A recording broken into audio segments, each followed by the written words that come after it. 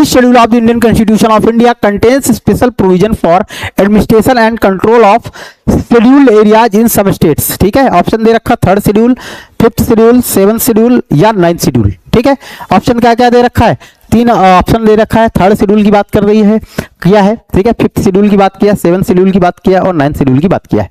3rd schedule में जो बात की गई है, शपथ की बात की गई। किसकी बात की गई बेटा, शपथ की बात की गई, ध्यान रखना है। ओथ जो नहीं होता है, क्या बेटा, ओथ यानी शपथ। किसकी बात की गई बेटा, शपथ की बात की गई। अच्छा बताओ, शपथ में कितने अक्षर हैं, 1 2 3, तो ये किस शेड्यूल में आएगा बेटा, 3rd शेड्यूल में आएगा, ध्यान रखना है। अगर मैं बात करूं धन की बात करूं या वेतन की बात करूं, धन में कितने अक्षर हैं, 2, तो ये किस शेड्यूल में आएगा बेटा, 2 में आएगा बेटा, आपको ये ध्यान रखना है। बात समझ में आ रही कि नहीं आ रही, तो 3rd शेड्यूल वाला तो ये गलत हो जाएगा। यहां पूछा क्या है बेटा, administration and control of scheduled areas, इनकी बात की गई है।